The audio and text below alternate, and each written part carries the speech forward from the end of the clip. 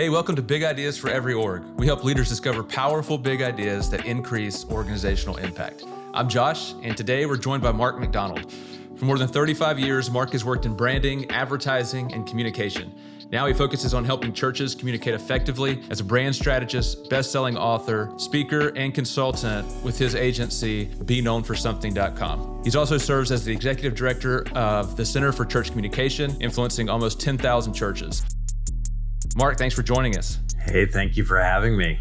Hey, so before we jump into the topic today, tell us a bit about yourself and your organization. Yeah, because sometimes when people, they say who I am, they start with that bio and it's like, who is that guy? I want to listen to that guy. Oh yeah, it's me. I am Mark MacDonold, and I'm a church brand strategist, but I'm also a pastor of communication. I consult with a ton of churches and organizations all across North America.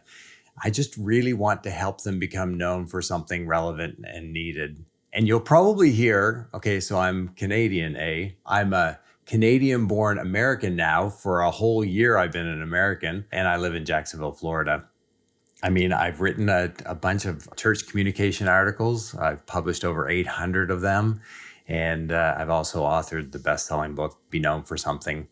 And I just can't believe I get to do what God allows me to do. That's awesome. That's awesome. And yeah, Canadian or former Canadian, I'm not sure how one defines that now, but living in Jacksonville, Florida, you must be loving that. Oh my goodness. So every Canadian, like all of the population of Canada, I think we almost all live within 500 miles of the US border. And everyone's like, oh, because you all love Americans. And it's like, no, we love as much heat as we possibly can. So I love being in Florida. Awesome. So before we talk about the solution to the big idea today, tell us, how'd you begin to see the problems associated with communication in such a noisy world? Oh, man. And Josh, I know that you're a lover of information and analytics, and all the numbers are telling us the same thing, that trends are down. People aren't listening anymore. In the world that I'm mainly living in with talking to pastors and churches, church attendance is dropping.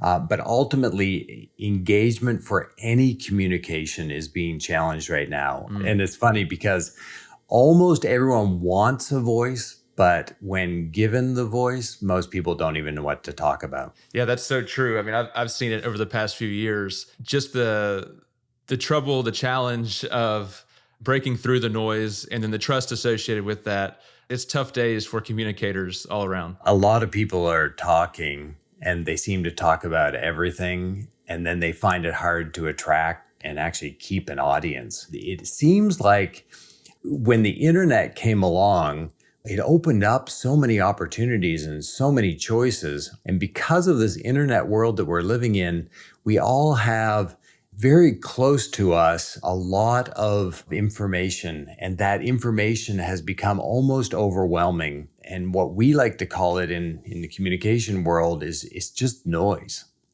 I grew up, my parents, they saved up for many years to buy us our set of encyclopedia books. And it was on our bookshelves. And anytime that we had a question at the dinner table that my parents couldn't answer, they would say, well, that's something you need to go to the World Book for. And we would go there. And now, think about it. It's as close to us as an AI device, or even just speaking into your phone, or just quickly going onto the website. But the problem is, it's not the website. It's many, many websites, and everyone's trying to talk about so many different things. And ultimately, that noise is all around us. So we have to have a mechanism to allow us to have some sanity in our world. And that mechanism is being able to ignore what isn't important to us. Absolutely. So today we are talking about communicating more by saying less. Mark, unpack for us, how did you discover this? Well, and it's interesting because over my years, I was senior creative director for one of Eastern Canada's largest ad agencies. And out of all of that, the more that I got to work with really good, solid brands, I realized that they were really concentrating and focusing on one area and becoming really, really good at it. when the internet came along, it seemed like, you could talk about anything. But the problem was is that, a lot of brands, a lot of organizations, they try to become the jack of all trades where, hey, maybe we could add that. And maybe we can, add this service or this product. But the problem is that there really needs to be a clearly defined, what we call playing within the fences, is like clearly define those fences. Social media influencers, social media is a great place to watch engagement, because there's those people who are out there and they're droning on and no one's paying attention. And then there's those influencers who, they've identified an audience. They know exactly what that audience needs. They're really delivering it, what the audience is looking for. And it's clearly defined. It's very narrow. And that subject area becomes their expertise.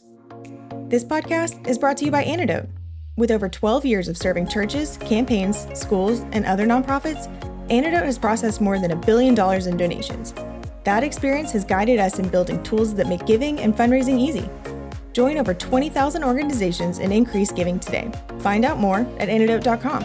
ANEDOT.com. Anedot. Powerful giving tools made easy. Yeah. So what was the process that you went through, implementing this idea of communicating more by saying less? It's counterintuitive to what most people think is, I just need to say more. I need to say more on my website. I need to say more on social media. When I give talks or I'm in meetings, I need to just say more. That's what needs to happen. How did you go about implementing this in your areas of influence? Well, it's interesting because when I started the agency, which was almost 21 years ago in Winston-Salem, North Carolina, that was my hop, skip, and a jump to Florida. And when I started the agency, I quickly thought, okay, well, I better not be so narrowly focused. And instead, I thought, well, maybe I can just try to, make some money or bring in some clients. And whoever came to me, it seemed like, yeah, you know what, I could help you with that. And the problem was that it made me lose focus. So I remember the conversation we had. We sat down and it's like, you know what? We want to really help the church. And if we're focused on restaurants or hospitality or banking industry or any of those other things, all of a sudden we lost our focus. And we know that, churches absolutely need branding, and they need to gain focus, what we call their thread, that one thing that they need to become known for. And if they are known for that one thing, then it will rise above all the other noise. And we had to practice it ourselves, which was a fun excursion, because it allowed us to be able to experience the issues that come with trying to focus and how tight that focus needs to be. Yeah. And speak to, what were the challenges that you faced and had to overcome with this? Well, it's chasing squirrels. There's so many times that you think, okay, well, we're one of the leaders here in the States for branding. So could we help another category of clients? Yeah, absolutely. The only thing is that you start to lose focus, because when I talk, I talk into a very narrow area, and I'm just constantly looking for as much research and as much numbers and understanding within those fences. And the moment you say that to any entrepreneur, anyone who is that creative mind, it feels really, really limiting. So there's a story, a great research study that was done where kids were told to go out and to play into a playground area. And the playground area was actually defined by busy streets all the way around it. When the kids were told to play, because of the busy streets, they tended to gravitate to the center. When they just put a simple fence around the playground, it seemed like the kids would play and cover more ground and would actually play right up to the fences. And what I've found is that all of those squirrels that you want to chase, oftentimes it makes you want to go over those fences. But I find that you become more creative if you have some limitations and establish those limitations at the very beginning. How do you define or find those limits for an organization? That is the question, because the sky is the limit sometimes when people think, oh my goodness, I can do whatever I would like to do. But the problem is that we do need to actually define those fences. And so how do you do it? It's so much easier to be known for something if you're looking at a smaller group. So there's really 3 steps. It all starts, effective communication rises and falls on how well you know your audience. And I would almost like to add in there, the more you limit your audience. And again, it gets down to the editing process about communicating more by saying less. If you want to rise above all the noise, the smaller the group, the better. So identify and limit who you want to talk to. And when you clearly define that, that's called a persona. And in the persona, you want to make sure you understand their needs, concerns, and goals. What is it that makes them a group? What unifies them as that small group? And then ultimately what you want to do is say, okay, so what are their biggest needs, concerns, or what is their biggest goal that they haven't been able to achieve themselves? What can we do to become a solution to those needs or concerns or a path to the goals? And then how do you say it in 3 to 5 words so that it's really simple and easy to remember? It's not mission, vision, and values. This is an external message where you speak it into the audience, you speak it out into that small, limited group, and they quickly look up to say, oh, what was that? Like, could you just tell me a little bit more?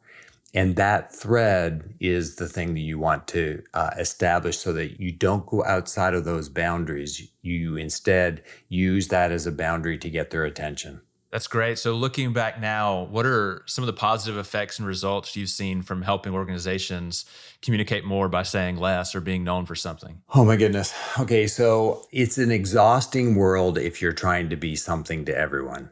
And it's not even helping. Ultimately, if you become known for it, being someone who talks about everything, you really don't become known for it.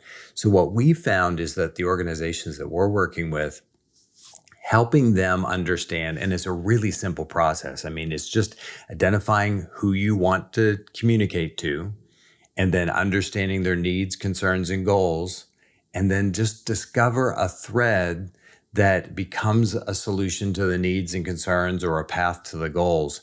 And that thread then all of a sudden, it's like when pastors or the entrepreneurs or the people in charge of the organizations that we talk to, it's freeing to them to say, oh, I get it. I understand this thread, which is a traditional brand positioning statement, which is 3 to 5 words. It's simple. It's easy to use. All of a sudden, when you have the right thread, you'll get the attention of the people that you want to talk to because you become their pain experts. You're essentially saying their name in everything that you're doing. And then as soon as you get their attention and as soon as you engage by saying less, communicating less, that what it does is it gets them just to look up. And in that moment of looking up, you get to talk about your solutions. I love that. It reminds me of the phrase that we're seeing a lot now in social media marketing, which is stop the scroll, right? How do you stop the scroll? And what you're talking about is stopping the scroll in real time and in real life, getting people to stop and listen to what this organization is about, what this leader is trying to say, et cetera. That's great. And it's interesting. I mean, and it almost sounds trite to say it this way, but really it's say their name, speak their pain, solutions to proclaim. And the thing is that if you say their name, they'll look up. If you talk about their pains, they'll certainly look up. But then if you have a solution, they will truly engage with you to say, tell me more. And the problem today is that a lot of people are saying, tell me less. And we want to get them to the point where they say, yeah, no, tell me a little bit more about that. And as soon as you get that sweet spot, that's where communication shines. and you get to shine. Mark, what would you say to those who are on the fence or have concerns about implementing this? Well, and it's interesting because oftentimes people will call us and they'll start talking, and it's almost like they're asking us for the solution, and we show them and we can prove to them that it works. And then they want to resist it because it just doesn't feel right. So if I communicate less, more people will listen. It's true. If you communicate more, people will actually see that as noise and they'll start the ignoring process. Instead, figure out what you should talk about and talk about it all the time. So when somebody resists that, I just say, so what you're doing, is it working for you? And for the most part, all the numbers are saying that is not working. Mark, what would you say to those who have tried a similar approach or exercise and they're frustrated because it didn't seem to work? What would your advice be to them? Yeah, and the thing is that, I work in this all the time. So I get it. This is our world. But a lot of people, when they try something, it's kind of like the first time your child decides that they're going to go out and try basketball. It probably won't work right away. But what I would encourage people is that there's the people side and there's the product side. And either something's broken on the people side, which is that it's not a clearly defined persona. And when I say that, I want to make sure, like, the smaller the group, the easier it is to get them to listen. But it needs to be a sweet spot. It needs to be a small group that's growing. And especially in the community that you're dealing with, you want to make sure that out of all the groups like that, there's a small group of stereotypically described people that have needs, concerns, or goals. And then you want to make sure that it's a growing group, because if they're in a decline, you'll probably end up declining with them. If you start talking about your solution and that's not connecting, then you're either not a great pain expert, because you have to poke the pain, or what we call scratch the scab, because oftentimes people have tried to heal it themselves, and you need to come along and pick the scab in order to make sure that it gets healed properly. And then it's kind of like going to the doctor. If you thought your shoulder used to work a whole lot better, it's like sometimes it's healed improperly and it needs to be opened up and professionally looked after. And that's where you just want to make sure that the people group is the right people group, that the pain is the right pain point you're dealing with. And then is it high enough on the Maslow's hierarchy of needs so that people go, you know what, I really need to fix this. And then you have to have the right solution. And then it gets into price point and all of that stuff. So that's the formula. And oftentimes it's identifying what is broken along the way. Mark, this has been so helpful. Where can our guests learn more about you and what you're doing? BeKnownForSomething.com is a great place to start. If you go to the /subscribe or go to the subscribe that's throughout the entire website, every time that an article of ours is published about communications, we send that to you. And that usually ends up being once a week. We are sending out an article, but also on social media. If you look up Mark MacDonold or MarkMac1023 is usually the handle that I use. I would love to connect with whoever would love to connect with me. Awesome. Mark, thanks so much for coming on the show. Thank you for having me. Hey, thanks for listening. If you enjoyed this episode, please share it with others or leave us a rating and review. To view show notes and resources mentioned in this episode, visit anedot.com/big ideas. Again, that's ANEDOT.com/big ideas. We'll see you next time.